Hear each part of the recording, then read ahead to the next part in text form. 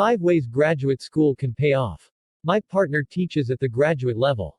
And the value of a graduate degree is something I probably hear far too much about. Frankly, if it were left up to Susan, it's a safe bet everybody would have a PhD. But it's tough to decide while you're receiving a higher education whether or not you're going to go all the way with it and enter the graduate level.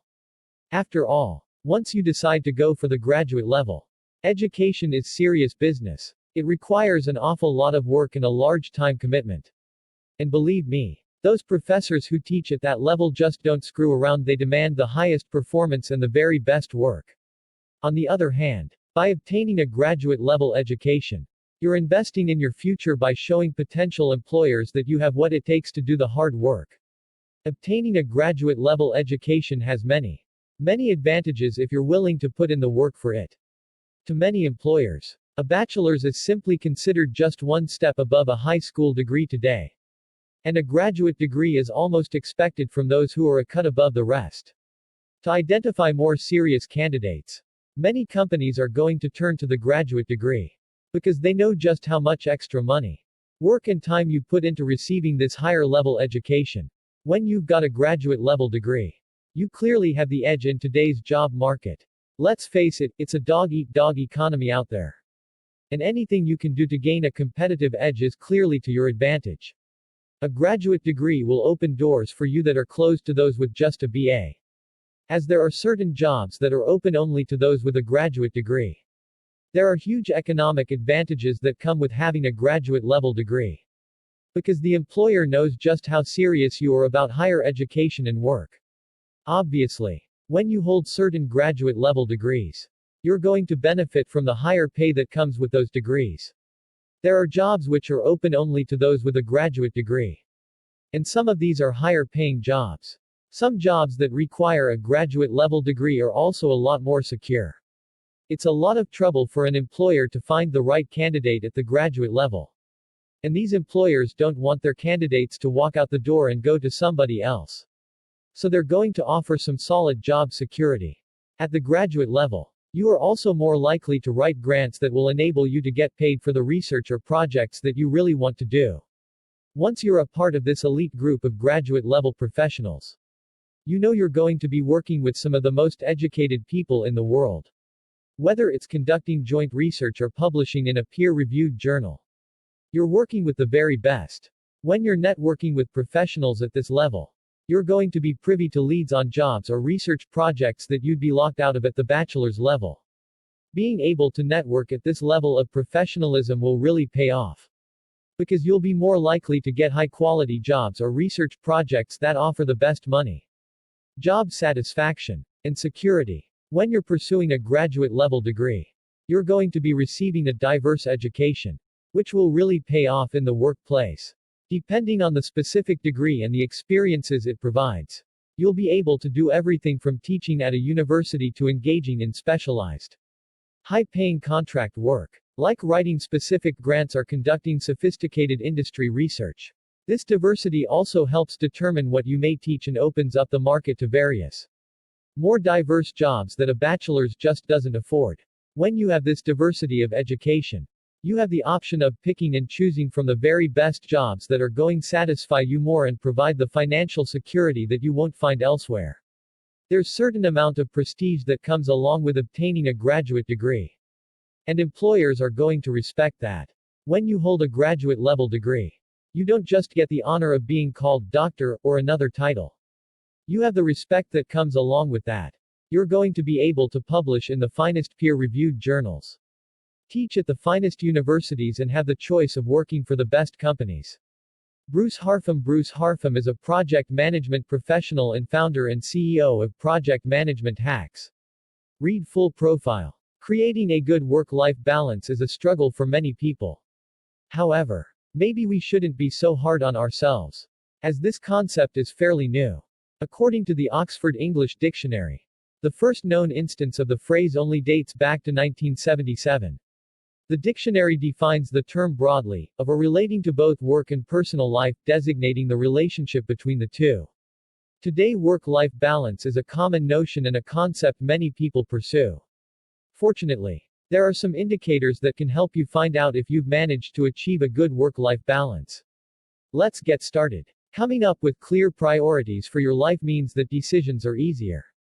You know who is most important to you, and which values you want to focus on with your goals. Your priorities will shift and evolve over time. This is normal and good. A newly minted lawyer in his her mid-20s may accept working 60 hours per week to build experience, while a senior professional often has the confidence, experience, and perspective to say no in order to create free time to focus on her family or hobbies. Saying no at work is an art. If you constantly say no to the management, your reputation will gradually erode, and your chances for better opportunities and promotions will do the same. On the other hand, a thoughtful no demonstrates that you are thinking through your priorities. Do your best to only say no when you feel it's necessary. This is a skill, and one that develops over time. If you feel that you need some time to focus on coping with stress, don't be afraid to say no to that extra weekend project your boss wants you to take on. Kindly suggest that it can wait until Monday.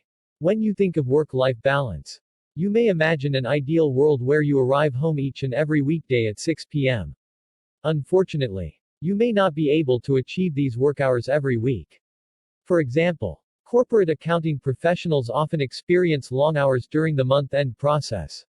If you know that you will face longer hours at certain times of the year, plan in advance to meet those commitments. Of course, if you have just completed 10 straight weeks of 60-hour work, then you probably need to reassess your work habits. The idea is to achieve balance as often as possible but not to stress out when one day feels a little off. Unless your workplace operates based on a billable hour model, simply logging more hours does not create more value. In fact, Parkinson's law suggests that adding time to your workday causes you to lose focus. After all, you may think that you can log in just a few minutes on Facebook because you can always make up the time later. Work experience, education and specialization are critical factors in attaining a high income. Simply logging more hours at the office, regardless of value, does not matter. Make the most of your time at the office with good time management skills, and watch the value of your work increase. On a scale of 0 to 10, how would you rate your energy and effectiveness at 10 a.m.? How does that compare to 4 p.m.? Many people find that their energy and ability to focus gradually declines throughout the day. If this is happening, it may be time to learn how to manage your energy more. You may need to get more sleep and use other stress management techniques to keep your energy at a steady level throughout the day. This will help you save some time and energy for when you go home to your family. Few spouses and children enjoy spending time with zombies. It's normal to experience a lull in energy in the afternoon, but your energy should come back before you clock out. If not, you can try adjusting your diet, squeezing in an afternoon workout, or taking a short nap when you get home in order to stimulate your body's energy reserves. Some organizations have a better track record in the area of work-life balance than others. Instead of attempting to change the dysfunctional culture of a large organization by yourself, do yourself a favor and work for an organization that values work-life balance. Fortunately, more and more companies are recognizing the importance of work-life balance, so you can find good options in many different industries. If you're looking for a new job, try to feel out the company culture during your interview. You can even explicitly ask for the hiring manager's thoughts on work-life balance. Some people consider exercise a luxury to be enjoyed and pursued sometime in the future. If you are living a balanced life, you have understood the importance of getting exercise. According to the Center for Disease Control and Prevention, an effective exercise week includes both aerobic activity, e.g., walking, running, cycling, swimming, and muscle strengthening activities, e.g., lifting weights and/or body weight exercises. Without an effective exercise routine, your energy levels will decline and that will impact your ability to work and enjoy life. Anticipation makes life sweeter and more enjoyable. Growing up, you may have looked forward to your birthday or Christmas for weeks. Fortunately, you can harness that same power each and every day with your personal time. It could be something like reading a book for half an hour, attending a concert, going out for quality time with friends, opening the occasional bottle of wine, or watching a new series on Netflix. One 2019 study reported that 55% of workers reported that they did not use all of their vacation days. Of those lost vacation days, 236 million were completely forfeited, which comes out to $65.5 billion in lost benefits. Your paid vacation time is part of your compensation. So failing to use it is like setting cash on fire. Use this time away from work to recuperate your energy and focus on your mental health. Do you have systems and habits to stay focused and productive? That's one of the best ways to save time so that you leave the office on time each and every day. You can start by creating some professional assets to increase your effectiveness. You can also experiment with different ways, and different times, to commute to the office. In some organizations, you can achieve a great deal before 9 a.m. because the office tends to be quiet early in the morning. If you have trouble focusing throughout the day, try using block scheduling or the Pomodoro method to keep you on track. If you have already managed to create a good work-life balance, that's great. If you've read through this list and realized that you're missing a few pieces, it's never too late to get started. Find what helps you feel both productive and fulfilled to create a life you can be proud of. BBC, the law that explains why you can't get anything done. CDC, how much physical activity do adults need? CNN Travel, a record 768 million U.S. vacation days went to waste last year. A study says. Text source, lifehack.org.